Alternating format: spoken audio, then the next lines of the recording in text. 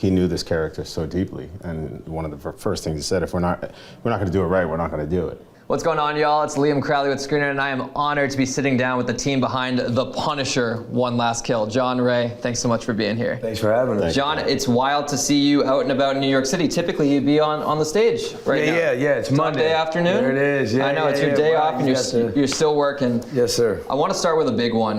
One Last Kill introduces Frank. He's very vulnerable. He's alone. He's in an empty space. He's got all the photographs on one wall. What do you want audiences to immediately understand about Frank's psychological space when we meet him in One Last Kill? Look, I think one of the things that we're always trying to center on with Frank is, who is this man? Who is he really? Is he the grieving father and husband, or is he the man who's most comfortable sort of waist deep in blood and guts? That's kind of what I feel like Garth Ennis, that's what so many of the people that have written him in the comics, I think, have tried to kind of nail down in that question. And what we ask is, what do you do when there's nothing left, when you've sort of made your entire life's focus be about vengeance and about making people pay for this unspeakable loss that you're suffering? What do you do when there's nothing else to do? What do you do when there's no one left to kill?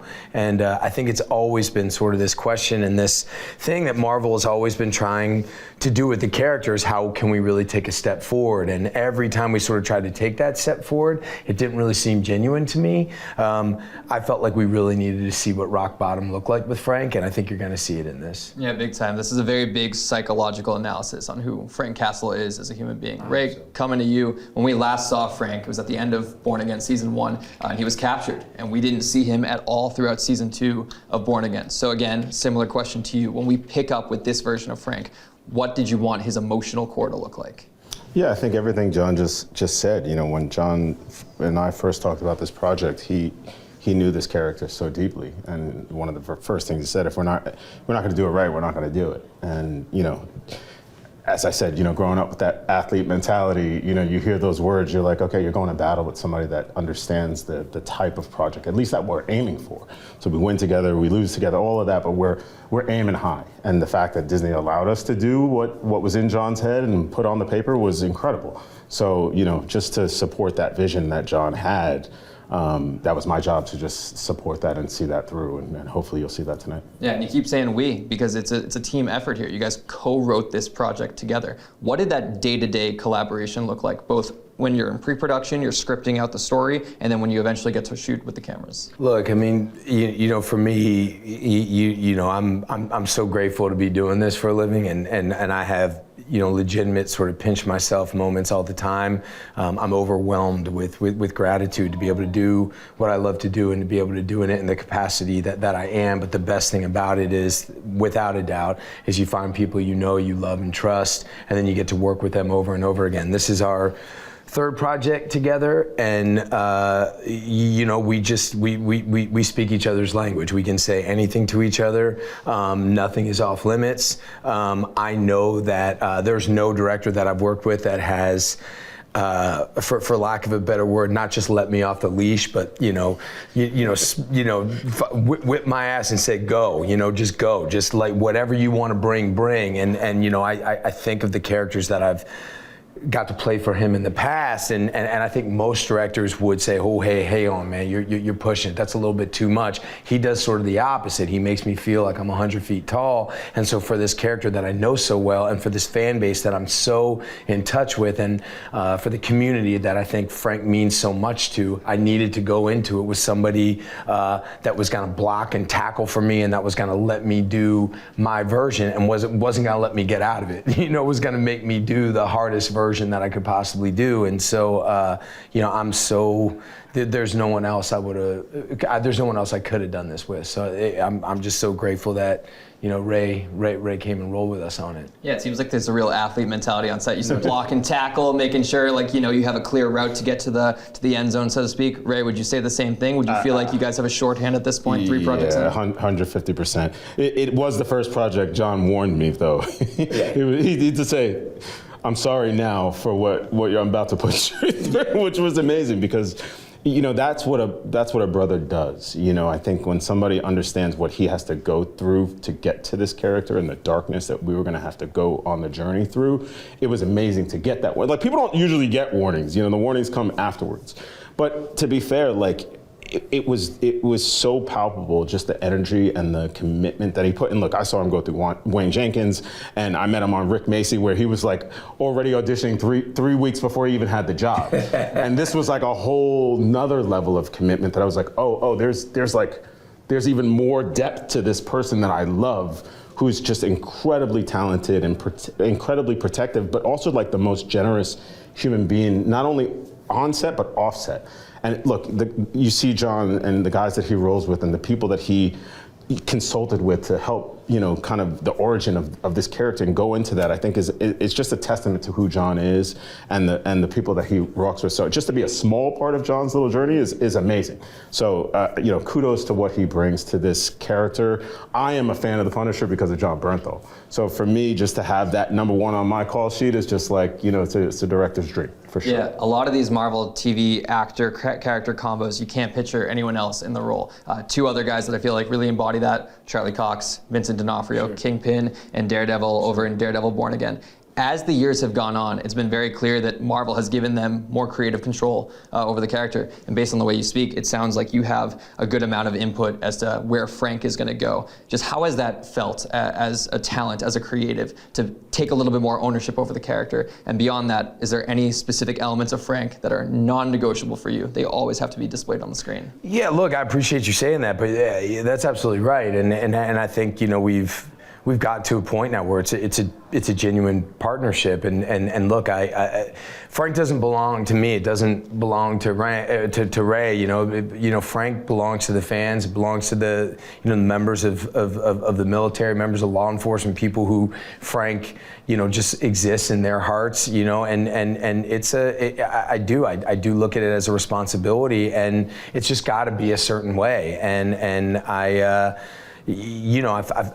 always feel like it's a fight to play Frank Castle. I always feel like I'm fighting for something, and I'm really, to be honest with you, I'm overwhelmed with gratitude, and I'm honestly astounded that they let us do what we did. Like, I'm blown away, and it's a real testament to Kevin and to Lou and to Sana and to Brad and to Lena. Like, they really said, like, okay, man, like, let's do it. Let's see what you got. And there were many days where we were like, they're not going to let us do this, and they did, and I really believe that this is, and honestly, like, I had to convince everyone, like, look, I really think that the fans deserve this. They need this level of brutality and darkness, and Frank ain't looking for the light. That's just not who he is, but yeah, I love seeing that both Vince and Charlie and these people that care so much about it. There's nobody better than those guys. They care so much. They're so smart creatively. They're such incredible actors. So the fact that they do have as much input as they do, I think that's great and that's right. So honestly, it's a real testament to the higher ups. Yeah, we keep referring to our title character here as Frank for twofold reason. That's obviously his name, but also too, this feels like a Frank Castle special. He's out of the Punisher garb, the Punisher costume for the majority of it. Mm-hmm. How did that feel as an actor, truly getting into the psyche of the Punisher and not donning? Because as we know, those costumes, those alter egos, they transform you mentally. Mm-hmm. So how did it feel to get into the psyche of Frank Castle when you're just in street clothes? Yeah, look, I mean, a lot of the, sort of the process of building this thing, when Ray and I were building it, a lot of it had to do, and I introduced Ray to these, people that are extremely important to me. There's a group of Marine Raiders and Green Berets that are all here tonight, and these guys have been with me a long time. They're family to me. Their families are family to my family, and it's really the psychology of what happens when people have given so much, sacrificed so much, and lost so much, and then they come back and they're trying to figure out what's next. And that's really where the kernel of the idea of going of this sort of version of Frank, or the Punisher, however you want to call it, we needed to kind of start with that feeling of like complete and utter hopelessness, and to feel that you're responsible for everything bad in the world and that there's no light anywhere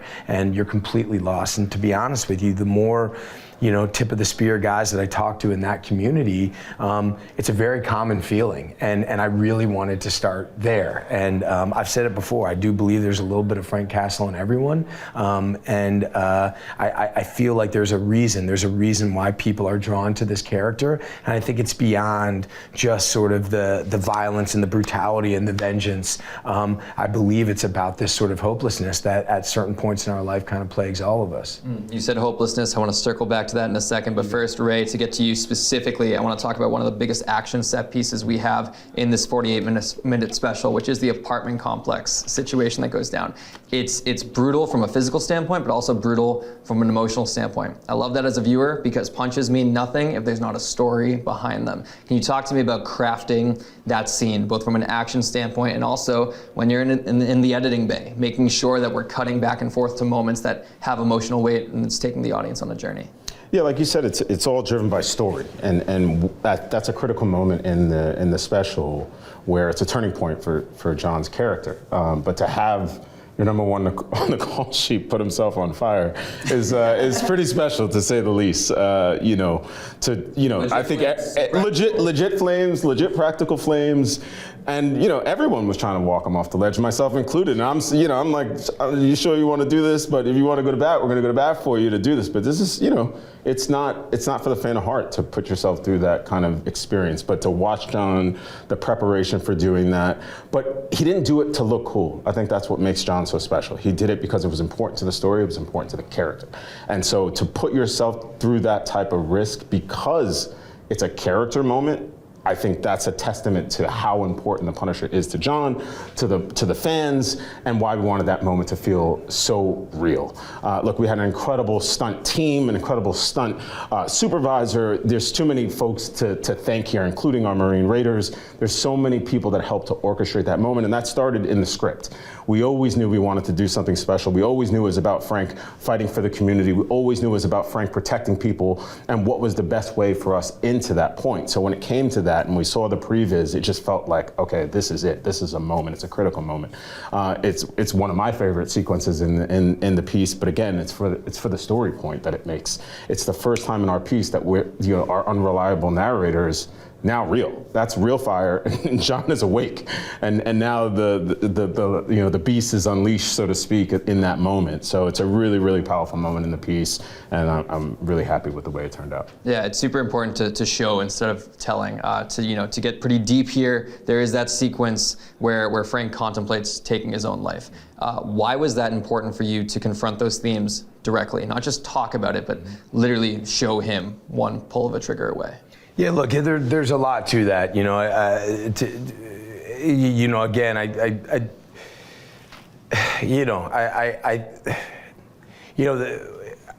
There's so many different angles you can sort of explore that with. But to this group that I've been talking about, and the group that we've sort of said Frank was a part of. One way that these guys honor the dead is by going out and honoring them by going after the people that took them, right? And that's something that Frank has adapted. And again, like honing in on this question, what do you do when there's nobody left to punish? What do you do? And how do you communicate? You've set up this line of communication with those people that you love by going and making the people that were responsible pay for it. What do you do next? And this inability to communicate anymore, this inability to reach the people you love. And for me, it's centered around, his daughter Lisa. And, look, my friend Nick Kumlatzos, who's out there right now, is a producer on the project. He's a Marine Raider. He wrote a book. He's a real good friend of mine. And that's something that happened to him.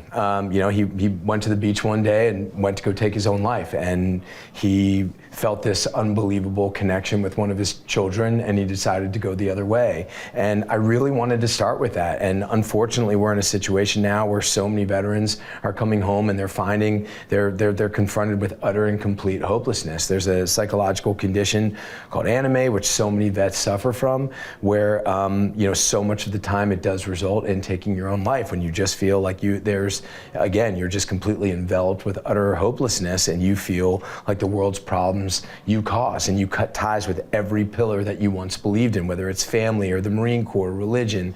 And I really, again, I wanted to it was really important to us for the fans, until we take some sort of giant step forward to bring in ideas of Frank fighting for justice, or to bring in ideas of Frank being able to go get bad guys, which I think, everybody sort of wants to get him to. It was really important to not jump, to not let anything happen off screen that we're asking the audience to just take our word for. Instead, let's go back to the bottom. Let's go back when we see him at absolute rock bottom, and let's see how he finds his way out of it. And let's show it. Let's show the day that happens. So this, whole show is just the course of one day, and hopefully that will have impact. Yeah, it feels like he confronts a lot of demons in this special. And where we leave Frank at the end of this, it's weird to say hopeful, because he's still as ruthless as ever, but he feels like he's evolved a bit as a character. Would you say that's the case? I hope so. I mean, that was certainly the idea. I think the idea, and I hope we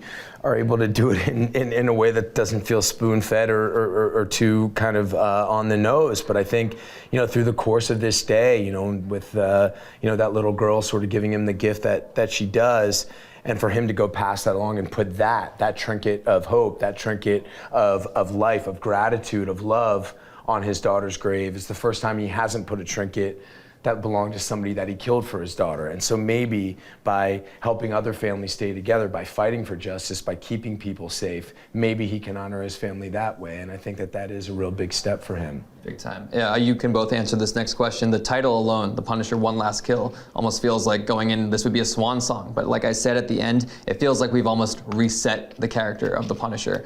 Moving forward with Frank, where do you both see him going? You're gonna have to take that one. Where do I see him going? Yeah, not necessarily in a future project, but like emotionally, mentally.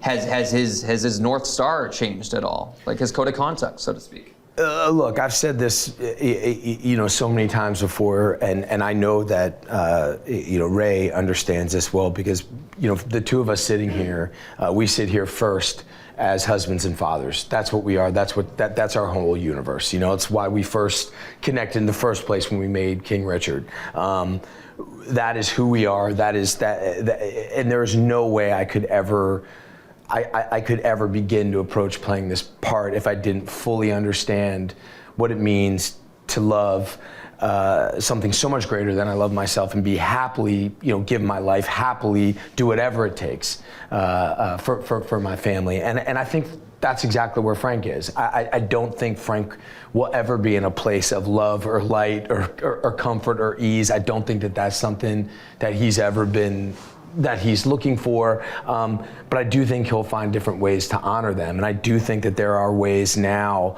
after this special, that we can find him in a place where, I'm not going to tip off what's coming, but what I will say is I think you're going to get a version of him where going after the bad guys, going after the people that are causing harm and havoc to good people. I think he's going to be able to start personalizing that. And with Frank, when he personalizes something, it's something to deal with. Ray, anything to add on that front? I go where John goes.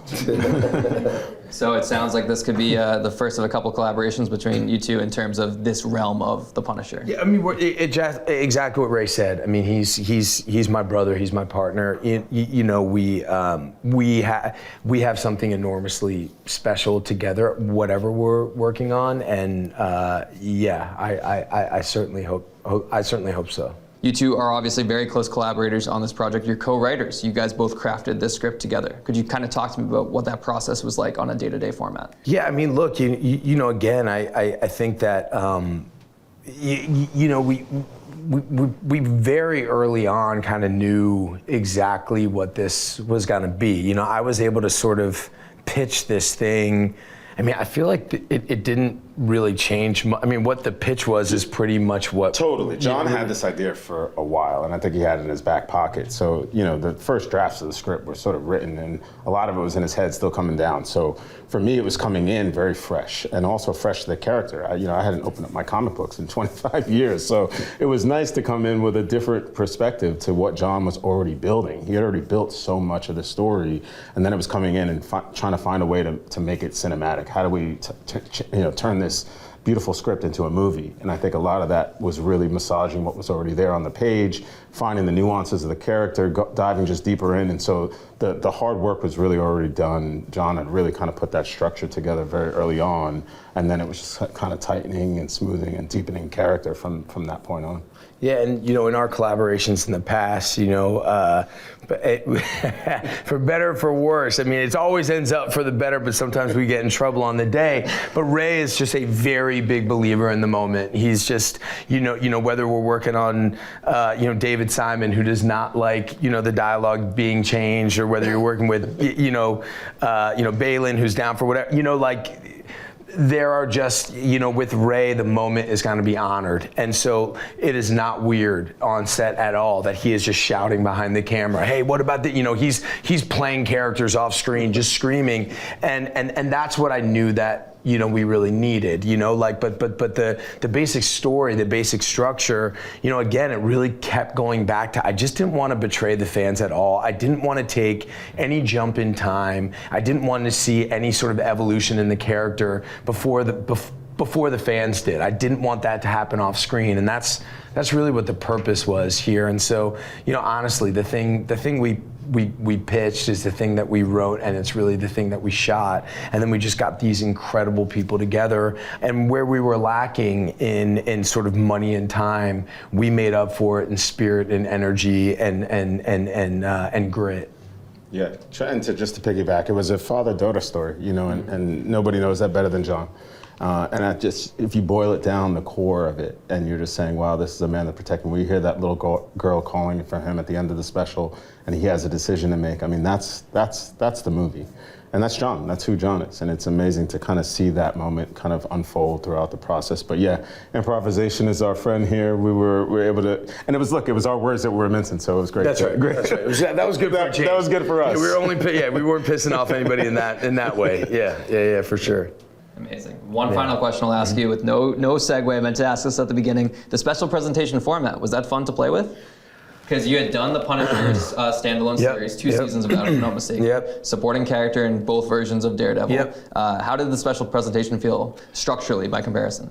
I mean, the structure, I dug it. I mean, I feel think like a mini movie almost. It did, and that's really what Ray's a film director. That's what he is, and when we Own the City, we made it like a film. That's just how he works. And I think when we were looking at the script structurally, it was always, it was never written to be, an episode of television. It was the day of life, a film of this unbelievably important day in Frank Castle's life when this sort of big acute change takes place. And that's kind of how we approached it. I don't know that we ever really, binded ourselves in with format in terms of how long that would take or how not,